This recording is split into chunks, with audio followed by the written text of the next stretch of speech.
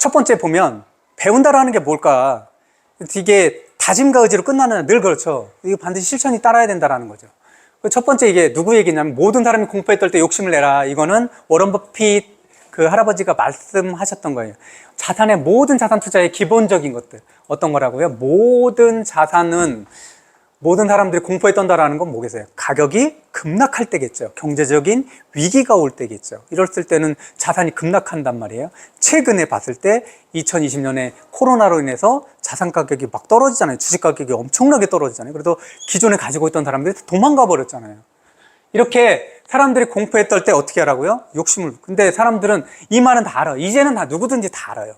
그리고 예전에 뭐 2008, 9년 때 금융위기 오고 IMF 겪었거든요. 2번 정도. 크게 겪었어요, 사람들이. 그래서 뭐라고 했냐면 IMF가 지나고 나서 집값이 훅 떨어졌다가 오르는 거 보고, 그다음에 2008, 2009년에 주식이 폭락하는 거 보고 아, 다시 오르는구나 그걸 알았어요. 그래서 대부분의 그때를 겪었던 사람들은 아, 이제 한 번만 더 올려라. 한 번만 알아. 내가 무조건 요번에는 확고히 사겠다 이렇게 얘기했는데 실제 그랬어요? 안 그랬다. 기존에 있던 사람들 다 도망갔죠. 또 우리는 말로는 실제로 이게 이거 다 아는 거 아니야? 다 알지만 실천하기가 어렵다라는 거예요. 나도 공포스러운 거예요. 이거는 공포스럽지 않을 때는 진짜 다 떨어지기 전까지는 그때만 와라. 한 번만 와. 내가 반드시 내가 수익을 내겠다라고 얘기하지만 공포의 그 순간이 진짜 오게 되면 나도 공포의 그 안에 갇히게 되는 거예요. 그래서 공포의 안에 갇힌 사람하고 똑같이 행동한다. 그러면 이 말은 누구에게만 유효하냐? 워런 버핏 같은 사람들에게만 늘 유효하다는 거예요. 다 알아도. 그러면 워런 버핏하고 우리도 똑같은 지식을 알고 있지만 실제로 누가 정확하게 알고 있느냐? 워런 버핏은 알고 있지만 우리는 제대로 알고 있지 못하다라는 거예요. 그게 왜 그러냐면 머릿속으로만 그게 우리에게 들어와 있는 거라는 거죠. 실제로 해보질 않았기 때문에 늘 그 상황이 되면 손과 발이 바들바들 떨려서 움직이지 못하고 있다는 거예요. 경험해 보시면 알아요. 지금도 뭐 똑같죠. 그렇지 않아요? 그때 그 당시 우리가 2020년 주택 가격이 굉장히, 아파트 가격이 엄청나게 올라가지고 사람들이 야, 아파트가 없는 사람들은 예전 노무현 대통령 때도 그런 것처럼 되게 그때 망연자실했었잖아요. 그럼 또 떨어지면 내가 반드시 사겠다 그러는데 떨어졌잖아요. 한 적게 한 20% 정도 떨어졌는데도 떨어질 거 안 사잖아요.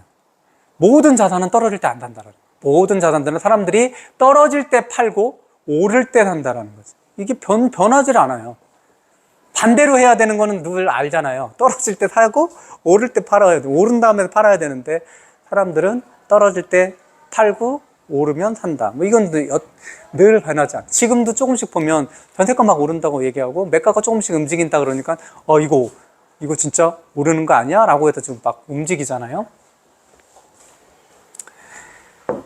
고금리 보면 이것도 그래요. 이거 제가 2년 전에 무슨 일이 벌어졌냐면 그때 집값이, 아파트 가격이 되게 많이 오르면서 뭐도 올랐냐면, 왜 그러냐면 저금리인 상태에서는 비용이 자산에 대한 비용이 적잖아요. 자산에 대한 대표적인 비용은 이자잖아요. 이자, 그죠? 대출에 대한 이자잖아요. 그러면 대출에 대한 이자가 되게 낮으니까 실제로 이때 상가가 엄청나게 올랐어요. 상가가.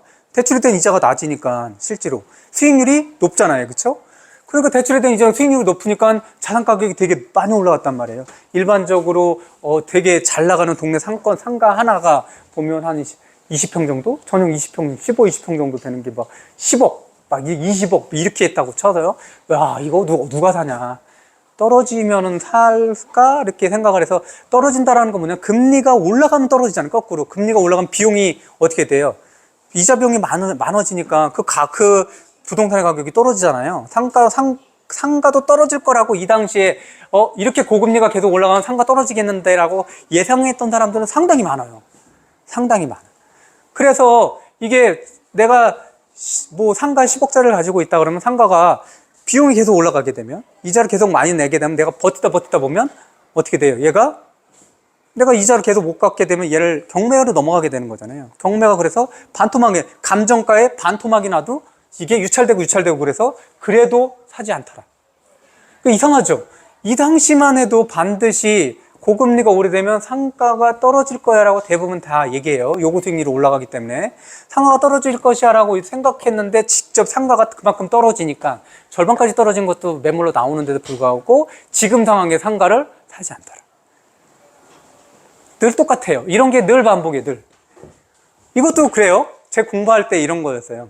이건 직접 제가 겪은 거예요. 직접 겪은 건데, 아파트 청약할 때 대부분 사람들이 원하는 게 84, A형, 판상형 이런 것들 다 원한단 말이에요. 그리고 A, B, C, D 하면은 대부분 뭔가 하나 그 위치가 안 좋은 거는 판상형 A로 뭐 이런 거로 다 해줘요. 전면동 같은 경우는 저 위치가 좋은 것들은 뭐 타워형 같은 것들로 이렇게 들어가죠. 뭔가 하나를 위치가 안 좋으면 타워 구조라도 좋고. 이런데 우리가 그러면 A, B, C 이렇게 있어요. 그럼 사람들이 A 쪽을 많이 몰리는 거 다 알죠. A형이 대부분 좋잖아요. 그럼 청약을 그러면 나는 가점이 낮아. 그럼 뭐를 하라 그럴까요? C를 해라 그러죠. C. 거기서 제일 안 좋은 거에 향도 나쁜 거, 제일 나쁜 거를 해.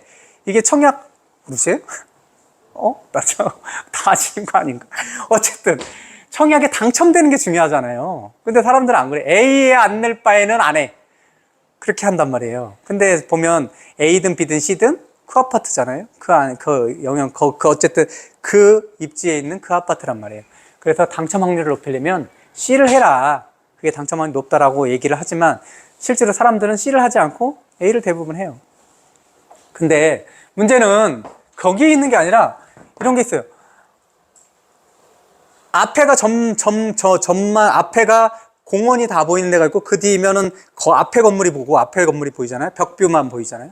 그러면 앞에 건물은 만약에 살 때 10억인데 뒤에 건물 갈수록 싸겠죠. 그래서 뒤에 8억에 샀어요. 근데 그 당시에 앞에 건물은 10억이고 맨 뒤에 건물은 8억이면 어땠어요? 8억에 사도 된다. 8억에 사고 나중에 기회가 되면 내가 8억을 팔고 10억을 사면 된다라고 이렇게 공부를 할 때 그렇게 했어요. 왜냐하면 그걸 안 사면 얘네들이 8억도 올라가지만 10억도 올라가지만 8억도 올라가잖아요. 올라간 상태에서 얘를 팔고 얘를 사면은 전면동으로 갈 수 있다. 이렇게 생각을 하는데 실제로 그런 상황은 별로 벌어지지 않더라. 왜 그럴까요? 내가 이것을 내가 뒤에 거를 팔고 앞에 거를 갈 때는 다른 여타 세금도 문제가 있지만, 세금에 관계된 것도 있지만, 또 하나는 앞에 거 좋죠. 거기 있으면. 내가 뒤에 거니까 뒤에 거 팔고 앞으로 가야지 라고 해서 앞에 게 보이는 게 아니라 그때 상황에서는 다른 지역에 더 좋은 게 보여요. 그래서 우리가 배운 게 지나고 나면 안 맞는 게 맞네? 이 경험해보기 전에는 되게 저도 머릿속에서는 그렇게 했네 라고 생각했어요. 근데 지나고 나 보니까 A가 아니잖아 라는 생각이 드는 게 겪지 않았기 때문에 그런 것들이에요. 모나니 아파트 어쨌든 뒤에 거 샀는데 앞동으로 안 가게 되더라. 아니면 또는 못 가게 되더라. 뭐 이런 것들이 있어요. 실제하고는 다르다. 이것도 있겠죠?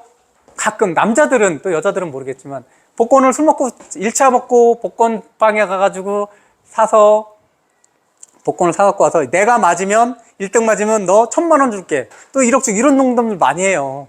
그럼 뭐 듣는 사람도 에이 이거 농담이겠지라고 생각하지만 진짜 맞으면 1,000만 원 준다고 했을 때 1등 맞았어요?